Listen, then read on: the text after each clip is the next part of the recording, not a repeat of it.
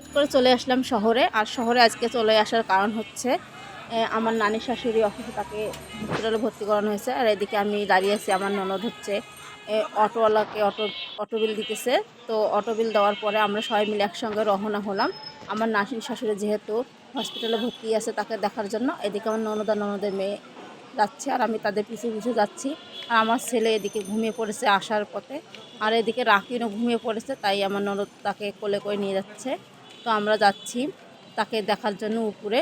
তো তিনি কয়তলা আছে আমরা জানি না। এদিকে আমি আমার হাজব্যান্ডকে ফোন দিতেছি জানার জন্য। তাকে ফোন দিতে দিতে আমরা উপরে উঠলাম। উপরে উঠতে উঠতে এদিকে আমার হাজব্যান্ড ফোন ধরলো। তো ফোন ধরে আমরা জানতে পারলাম না আমরা নাকি উপরে উপরে উঠে গেছে আর তারা নিচে রয়েছে। তাই আমরা আবারও নিচের দিকে ব্যাক করলাম। তো এদিকে যেহেতু রাকিন ঘুমিয়ে পড়েছিল তাই তাকে আমরা যেহেতু উপরে উঠলাম, তো এদিকে ওর ঘুম ভেঙে গেছে, তাই আমরা যেহেতু তার ঘুম ভেঙে গেছে তাই তাকে উঠিয়ে একটু এখানে দাঁড়ালাম যাতে সে একটু স্বাভাবিক হয়, তারপর আমরা নিচে নামতে পারি। তো তারপরে আমরা নিচে নামলাম। নিচে নেমে আমরা আসলে যেখানে আমার নানি শাশুড়িকে ভর্তি করানো হয়েছে সেইখানে গেলাম। যাওয়ার পর দেখলাম যে আমার যে হাজব্যান্ড আর আমার শাশুড়ি হচ্ছে আমার নানি শাশুড়ি বেডে শুয়ে আছে, তার পাশে দাঁড়িয়ে আছে। তো আমরাও গিয়ে একটা পাশের বেডে বসলাম। বসার পরে আমরা একটু খোঁজ খবর নিতেছিলাম আমার নানি শাশুড়ি কেমন আছে, তার অপারেশন ঠিকভাবে হয়েছে কিনা। আর এদিকে রাকিনের যেহেতু ঘুম ভেঙেছে তার মনটা একটু মরমরা।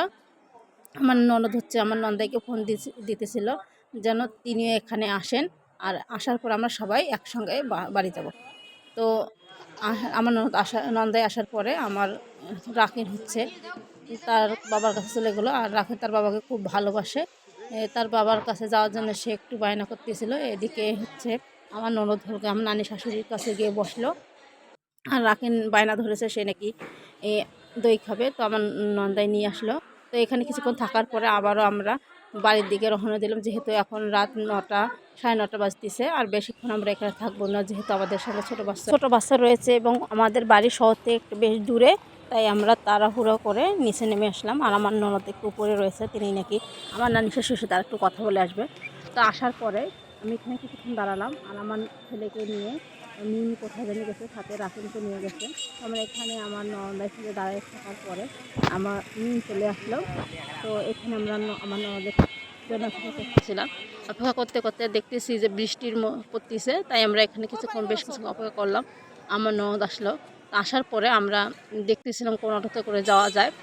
এইখানে সব অটো হচ্ছে আমাদের ওইখানে যাবে। তো আমার ফাঁকা অটো পাচ্ছিলাম না, যেহেতু আমরা অনেক কয়েকজন ছিলাম। আর এদিকে রাকিন হচ্ছে খেলনা নেওয়ার জন্য বায়না ধরেছে। সে যখনই শহরে আসবে তখনই তার কোনো না কোনো খেলনা লাগবে। তার বাসায় এত খেলনা, তারপরেও তার খেলনা লাগবেই। তো সে খুবই বায়না ধরেছে। আর এদিকে আমার নন্দাই আমার ছেলেকে নিয়ে দাঁড়িয়ে আছে। তাকে বলতেছিল যে আমরা এখন নেব না, পরে নেব, কিন্তু সে কোনোভাবেই মানতে রাজি নয়। আর এদিকে আমার ননদ আমার শাশুড়িও তাকে প্রচণ্ড বোঝাচ্ছিল, কিন্তু সে কোনোভাবে তা মানতেছিল না। এবং আমরা তাকে বুঝিয়ে সুঝিয়ে তারপর আমরা এদিকে চলে আসলাম। আমার নন্দাই তাকে খুব ভালোভাবে বোঝাচ্ছিল যে আজকে না পরে নেব, তো সে নিবে। তারপরে আমরা সব কিছু তাকে ম্যানেজ করে আমরা রওনা দিলাম। তো রওনা দিতে দিতে আমরা অটোর কাছে পৌঁছালাম। তো অটোর কাছে পৌঁছাতে আমার ছেলে খুব লাল জিনিস পছন্দ করে। তো সে একটা লাল অটো দেখে সে সেখানে চড়বে, এই জন্য সে অনেক আওয়াজ করতেছিল। আর এদিকে সে রাকিন বারবার ওই খেলনার দোকানটা দেখাচ্ছিল, এই খেলনাগুলো নাকি তার লাগবেই লাগবে। তো আমরা যেহেতু অটোর কাছাকাছি চলে আসলাম, তাই আমরা ওখানে না গিয়ে তাকে নিয়ে আমরা অটোতে উঠবো। তো আমার ননদ বলতেছিল যে সামনের অটোতে গিয়ে উঠবো। আর এদিকে আমি অটোওয়ালাকে জিজ্ঞাসা করলাম, তিনি বললেন যে তিনি নাকি যাবেন না, আমরা যেখানে যাব। তারপর আমরা অন্য অটোতে গিয়ে বসলাম। তো এখানে আসলে একটা মূল সমস্যা হচ্ছে কি, যে অটো আসলে ভর্তি না হলে আর অটো ছাড়ে না। তাই আমরা এখানে বসে কিছুক্ষণ অপেক্ষা করলাম। তো অপেক্ষা করার পরে অটোটা ভর্তি হয়ে আসলো। তারপরে আমরা বাড়ির দিকে রওনা দিলাম। তো অটোটা ছাড়ার পরে আমার ছেলে খুব খুশি, কারণ সে অটোতে চললে তার খুব ভালো লাগে এবং সে অনেক খুশি হয় এবং অনেক আওয়াজ করে। তারপরে এদিকে রাকিন তো কোনোভাবেই মানতেছে না, তার খেলনা লাগবেই লাগবে। আমার ছেলে বারবার তাকে দেখতেছিল আর হাসতেছিল।